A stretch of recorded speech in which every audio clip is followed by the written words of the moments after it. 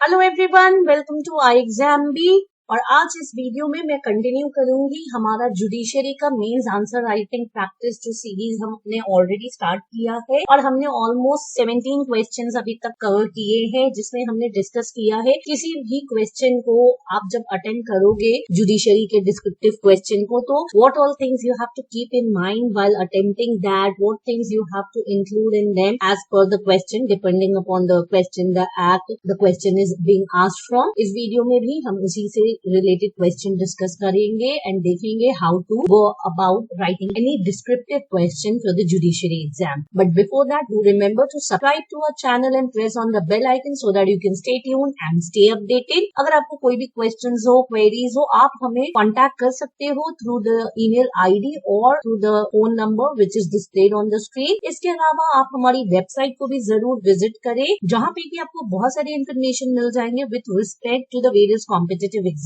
As I already mention कि आज हम जुडिशरी के mains answer writing practice series को आगे कंटिन्यू करते हुए आज हम क्वेश्चन नंबर 18 डिस्कस करेंगे। And this particular question is basically talking about what is meant by the frustration of contract, what are the prerequisites for excusing the parties from performing the contract on the grounds of frustration. So basically इस question में आपको दो चीजों का ध्यान रखना है। पहले कि आपको doctrine of frustration of contract होता क्या है, what is meant by that, you have to explain that, and what are the prerequisites for excusing the parties from actually performing the contract, the obligations in the contract on the grounds of frustration। तो इन दोनों aspects को आपको cover up करना है अपने answer में। अब कुछ ऐसी चीजें जो बहुत कॉमन है और हर एक आंसर में आपको ध्यान रखना है, याद रखना है, and they are you have to try and write the answers in point wise as much as possible because it is a good way of attempting the descriptive answer. Second, कोशिश करिए और जितना ज्यादा हो सके आप अंडरलाइन करो, highlight करो उन चीजों को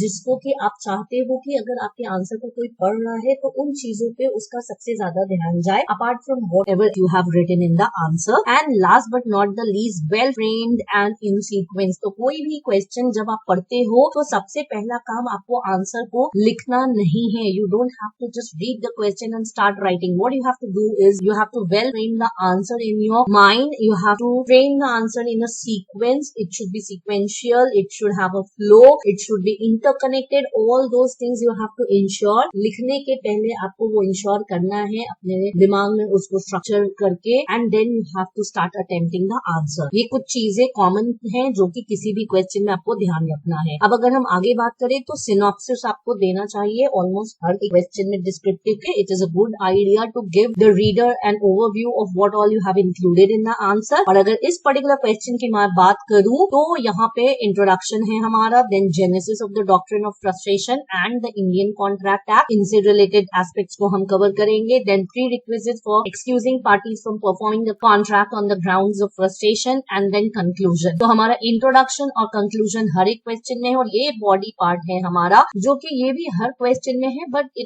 इंट्रोडक्शन और द बॉडी और the conclusion will be as per the needs of each and every question that is being asked. Now moving ahead with our answer for today's question is, first हमें introduction देना है जहाँ पे कि हमको doctrine of frustration के बारे में बताना है, what actually the concept of doctrine of frustration means. So basically it comes into effect when a contract becomes impossible of being perform. अब मैंने यहाँ पे एक पूरा पैसेज लिखा है, इसमें से सबसे इम्पोर्टेंट चीज आप क्या हाईलाइट करना चाहोगे कि जब कोई पढ़ रहा है इस आंसर को, इंट्रोडक्शन को, तो उसका ध्यान उस पे जाना चाहिए। It is this particular aspect, the contract becomes impossible of being perform is what doctrine of frustration, and basically after it was made due to the circumstances which are beyond the control of the parties। तो यहाँ तक में आपने simply एक sentence में explain कर दिया what does doctrine of frustration means। So basically it means or it comes into effect when a contract becomes impossible of being performed after the contract actually has been made। और क्यों ऐसा होता है, क्योंकि कुछ circumstances ऐसे arise होते हैं जो कि beyond the control of the parties होता है। ठीक है, अब कॉन्ट्रैक्ट जो है क्या करता है, हमें पता है जब हमने कॉन्ट्रैक्ट एक्ट पढ़ा है कि contract basically basically creates or imposes contractual obligations on each of the parties जो भी enter कर रहे हैं contract में,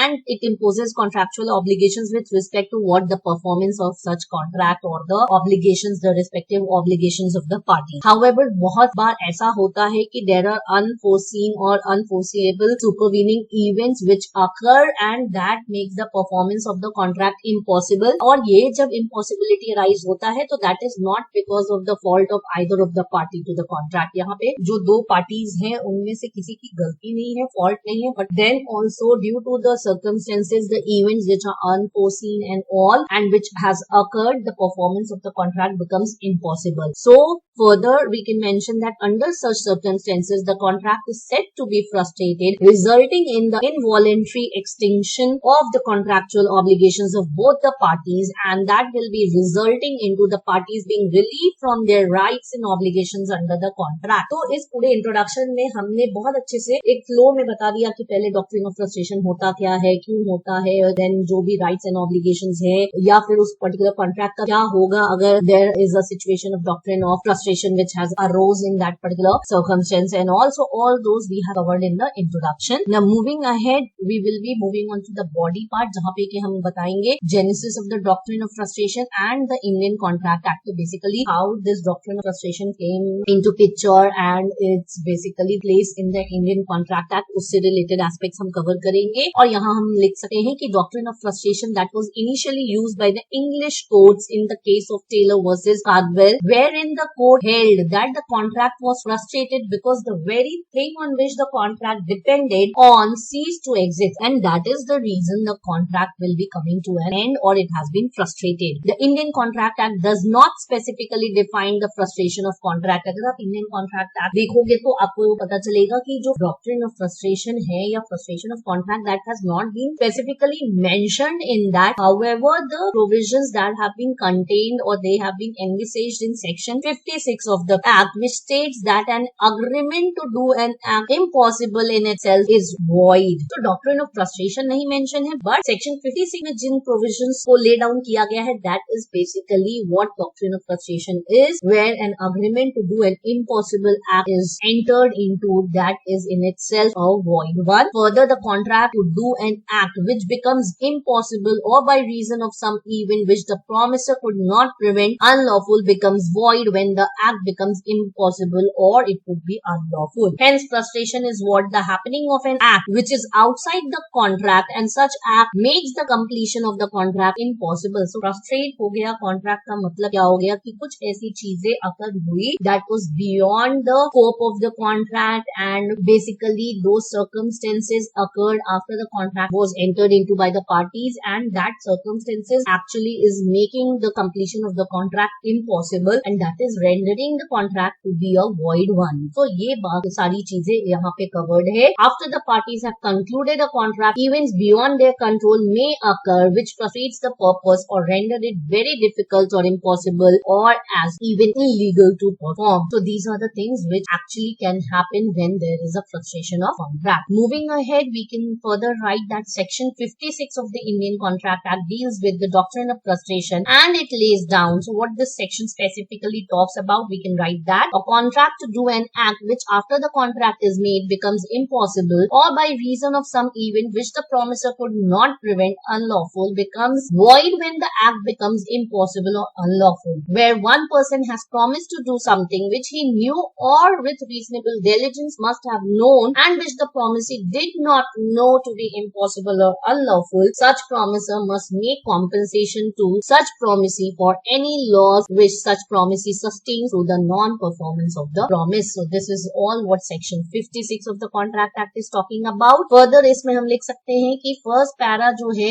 above section, जो हमने section 56 अभी ऊपर में उसके बारे में डिस्कस किया लिखा, उसका फर्स्ट पैरा जो है प्रोवाइड करता है that an agreement to do an impossible act in itself is a void one. Second para basically provide करता है कि contract to do an act which becomes unenforceable if the act becomes either impossible or for reason of some event event which the promisor could not prevent. So all these you have to include. Further in the body, we will be including the prerequisites for excusing the parties from performing the contract on the grounds of frustration. And the very first point is impossibility of performance. So doctrine of frustration of contract कब arise होगा? From the impossibility to do an act. However, the principle is not confined to physical impossibilities only. And so it was held in this particular case that impossible has not been used in section 56 only in the sense of physical or literal impossibility. The performance of an act may not be literally impossible, but it may be impracticable and useless. And if an untoward event or change of circumstances totally upsets the very foundation upon which the parties rested their bargain, it can very well be said that the promisor finds it impossible to do the act which he promised to do. Therefore, if the object of the contract is lost, the contract is frustrated. तो जिस object, जिस purpose के लिए हमने contract में enter किया था, वही अगर नहीं exist करता है, अब वही loss हो गया है,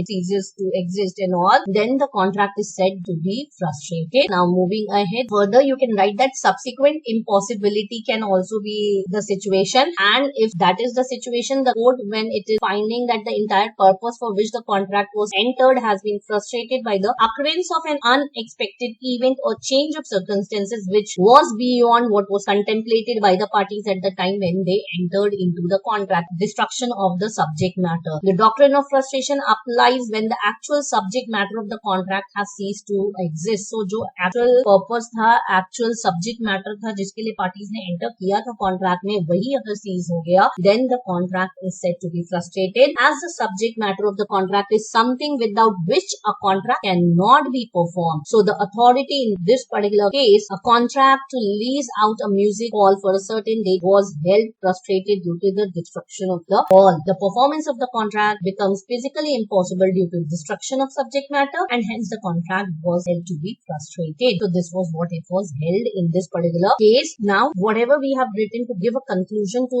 it, we will be summarizing it, we will be concluding it over here, and whatever we have covered, we will be writing a conclusion derived from that. So you can write that the doctrine of frustration as provided under section 56 of the Contract Act is an exception to the general rule of contract where compensation is provided in the case of loss. Hence, it can be understood that the contract gets frustrated when, without the fault of either of the parties, the performance of the contract becomes impossible. Therefore, the performance of the contract can be excused on the grounds of impossibility of performance when, due to some event which the promisor could not prevent, the performance becomes impossible. So this is what you have to include in your conclusion. Now with this we come to an end of our today's discussion, but do remember to subscribe to the channel, stay tuned and stay updated, as we will be coming out with many such series and contents and latest updates with respect to the various competitive exams.